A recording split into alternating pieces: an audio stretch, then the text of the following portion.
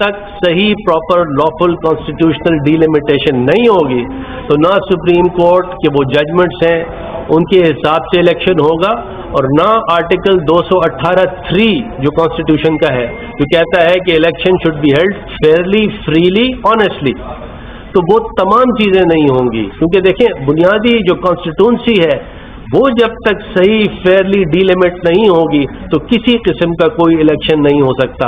हमारा case supreme court में है, हमें सुप्रीम कोर्ट पे बड़ा कॉन्फिडेंस है, उम्मीद है कि कराची और हैदराबाद के लोगों को सुप्रीम कोर्ट डिसएनफ्रेंचाइज होने से रोकेगी।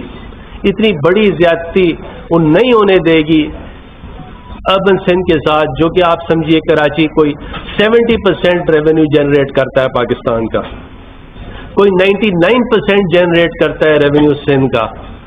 कराची में मिनी पाकिस्तान है, सब लोग आए, सब लोग वेलकम है, लेकिन देखें फिर उसका जो इंफ्रास्ट्रक्चर है वो सही करना है। अभी देखें बारिशें हुई, अर्बन फ्लडिंग हो गई, 2 दफा हुआ। क्या वजह है? वजह यह है कि कराची हैदराबाद की सही रिप्रेजेंटेशन नहीं है, सही तौर पे उस पर पैसा खर्च नहीं किया जा रहा है, और जब तक कराची के लोग, हैदराबाद के लोग, उनको सही रिप्रेजेंटेशन का मौका नहीं मिलेगा, चाहे वो किसी पार्टी से हो। हमारी लड़ाई ये नहीं है कि पार्टी एक्स है, वाई है, जेड है, ए है, बी है, नहीं है।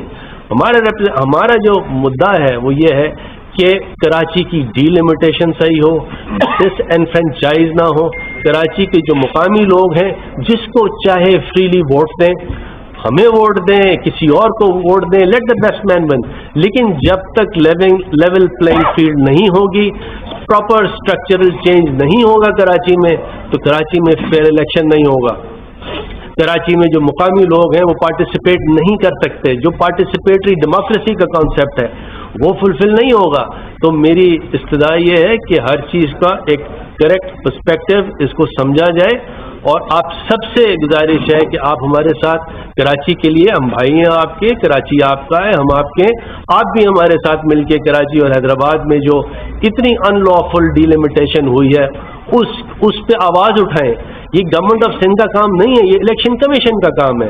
गवर्नमेंट ऑफ सिंध ने किया है ये कि सेक्शन 10(1) है सिंध लोकल गवर्नमेंट एक्ट का, वो लेजिस्लेट कर दिया और कहा कि गवर्नमेंट ऑफ सिंध जो है वो बुनियादी कॉन्स्टिट्यूंसीज, नंबर ऑफ कॉन्स्टिट्यूंसीज बनाएगी।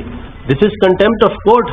2014 में जो फैसला जस्टिस तसद्दुक हुसैन जिलानी जो चीफ जस्टिस थे, बड़े जबरदस्त चीफ जस्टिस थे, ये उनका फैसला है कि 1 मैन 1 वोट होगा, नंबर 1, और सेकेंडली तमाम डिलिमिटेशन एक्सरसाइज जो है वो इलेक्शन कमीशन ऑफ पाकिस्तान करेगी, उसका ताल्लुक प्रोविंशियल गवर्नमेंट से नहीं होगा, ना होना चाहिए। देखिए कल हम भी आ सकते हैं, हमारी भी गवर्नमेंट हो सकती है, लेकिन हमें भी नहीं करना चाहिए। ये ECP का काम है या किसी इंडिपेंडेंट बॉडी का काम है, तो ECP को अपना जुरिसडिक्शन एब्डिकेट नहीं करना चाहिए, अपनी रिस्पॉन्सिबिलिटी छोड़नी नहीं चाहिए। हम सब ने मिल के चीफ इलेक्शन कमिश्नर साहब से कहा कि जी हमें आप पर बड़ा एतमाद है, आप अच्छे आदमी हैं, फेयर आदमी हैं, ईमानदार आदमी है, कॉम्पिटेंट आदमी है, लेकिन वहाँ गवर्नमेंट ऑफ सिंध के साथ इलेक्शन कमीशन का सिंध का जो नीचे का अमला है वो मिला हुआ है, और वो आप लोग को मिसगाइड करता है, सही चीज़ बताता नहीं है। You have to apply your own mind, आपको चीज़ छोड़नी नहीं है किसी पे। और ये बात मैं कह के उनकी तारीफ करूंगा कि उन्होंने कहा ठीक है मैं इस चीज़ को देखूंगा, लेकिन एट द सेम टाइम जब तक ये डीलिमिटेशन की एक्सरसाइज सही नहीं होती, और ये एक्सरसाइज 1 महीने में हो सकती है, ये एक्सरसाइज 45 दिन में हो सकती है, और उसके फौरन बाद फिर ये as soon as possible local government के इलेक्शन होने चाहिए। और ये तो वक्ती बात है कि बारिश की वजह से उन्होंने 20 दिन इलेक्शन डिले कर दिया है, ये कोई सलूशन नहीं है मामले का। Thank you.